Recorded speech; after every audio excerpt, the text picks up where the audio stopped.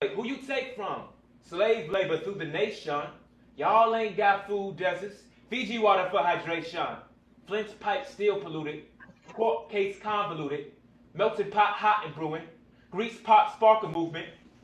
Taste merchandise, spice colonized, history uprooted. Transition to like working online has been pretty easy for me. I do a lot of work on my laptop with music or a lot of work with videos and photography. So it's been very easy to edit from home, or no matter what projects I'm working on. Okay. So it hasn't been too, it's almost been a weird natural transition for you? Yeah, it's been a bit, yeah, because I graduated around the same time. So it was like the same time that I got a lot of free time to work on my art. I was suddenly in the house with a lot of resources to work on my art. So for me, the last few months, finding income has been hard, but the actual art making process has been a lot easier. Antwon, tell us about your piece. My piece is called Perceptions. Perceptions analyzes the psychology of perpetrators of racial profiling. So yeah, just you see a Black person, what is the first things that you think of? Do you instinctively feel fear? Do you feel anger? Do you feel discomfort? It just analyzes that. It talks about my experience with that and my friend group's experience with it. Coming to collaboration to film, in my last semester of college, we had an on-camera class, but the on-camera class was mostly through Zoom. So it was like webcam. So like that same lifeless, not being able to be around people. I felt a bit of that. But being on stage in front of the collaboration cameras felt like a good opportunity to practice like on-camera acting. So yeah, as much as like I definitely missed the audience, I definitely missed the crowd. It was a good opportunity to see how I could play with tempo, how I could play. What's my energy doing the piece? What energies am I trying to make the people in the audience feel? It made me focus on me more. So we named the youth theater festival the Light with the thought that young people, as vibrant and brilliant as you are the future, and they can light the way to show us how to to live better.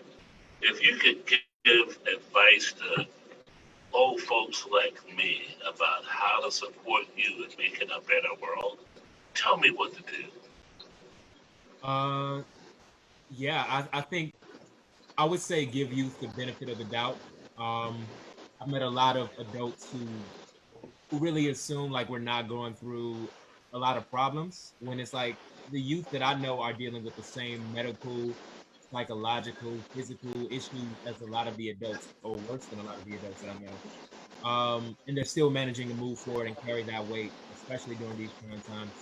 So I would say the benefit of the doubt that we are human and dealing with the same different intense struggles.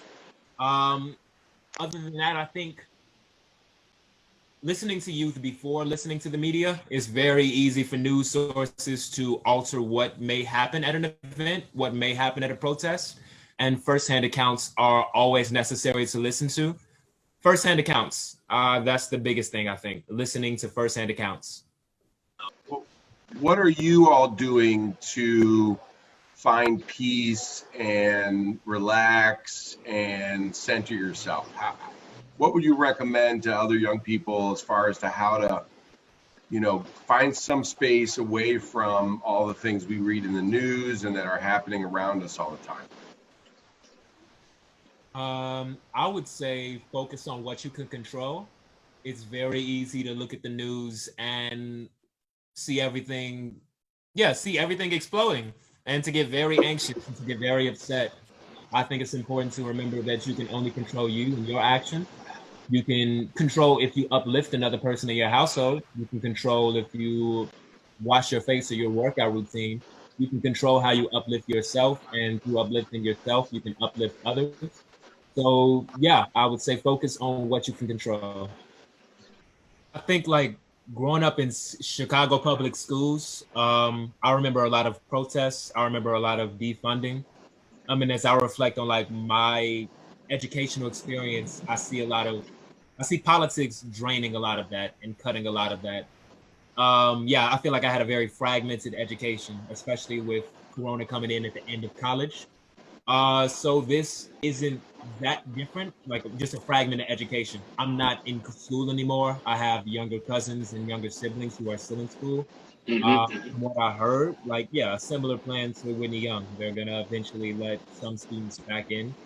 I think it's unwise. I think it's a pandemic and a virus is spreading. We will see what happens. I'm gonna do my best to help homeschool my family as much as I can. Yeah, what she said, what they said, really, like, no, don't feel safe. Yeah, I think that police generally don't. Yeah, I saw a post that was like police don't stop crime. They come after a crime has already occurred, and that I think is a really good point. Especially being black on the south side of Chicago, you get like a lot of neglect from police.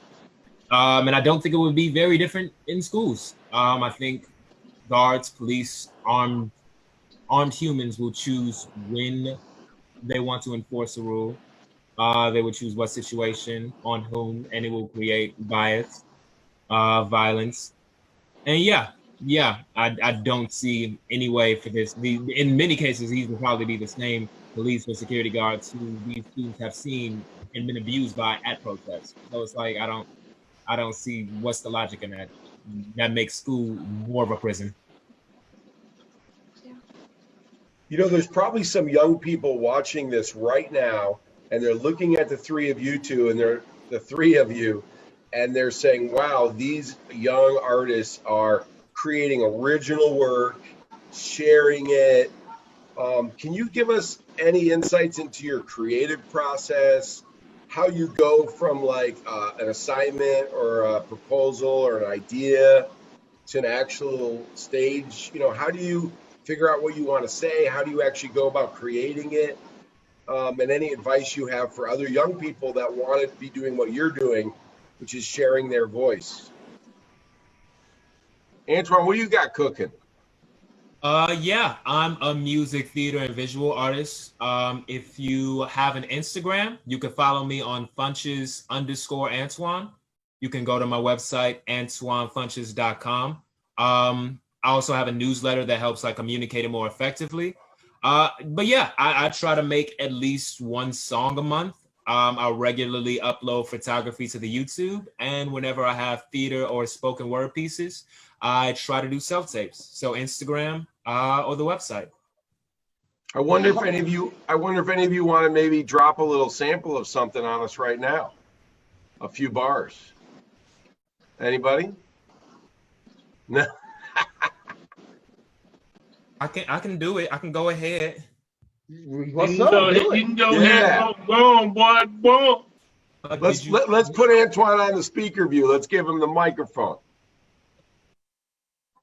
I'll just do the first few seconds of Perceptions. Great.